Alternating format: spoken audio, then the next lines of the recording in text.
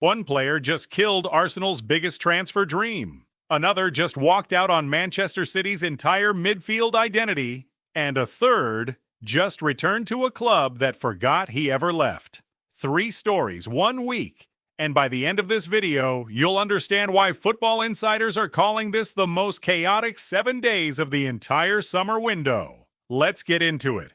Every transfer window has a week that defines it. The week where the biggest names finally make their decisions, and everyone else has to react. This was that week, and it started with a decision nobody in North London wanted to hear. For weeks, Arsenal fans had convinced themselves it was actually happening.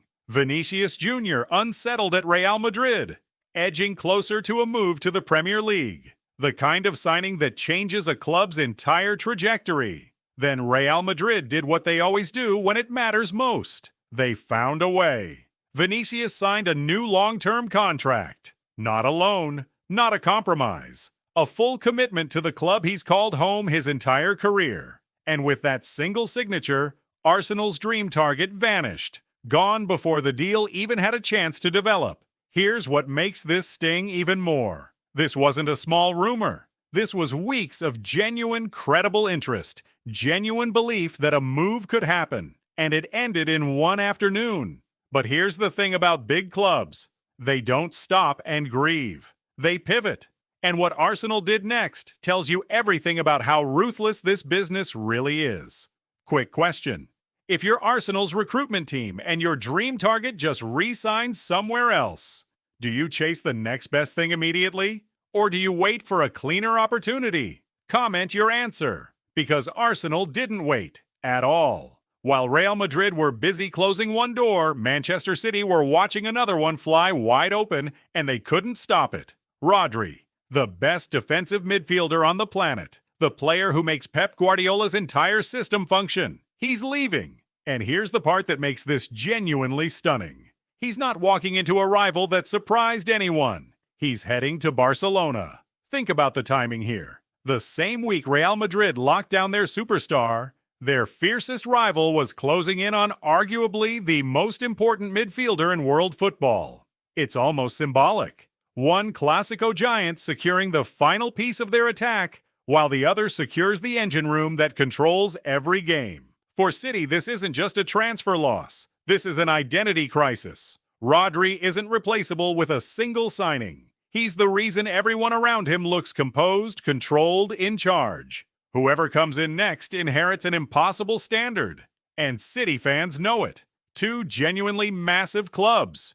2 completely different reactions to the same summer. One securing their identity, one losing it. But while the Giants were making headlines, the most quietly emotional story of the week was happening somewhere else entirely. A story that had nothing to do with money and everything to do with time.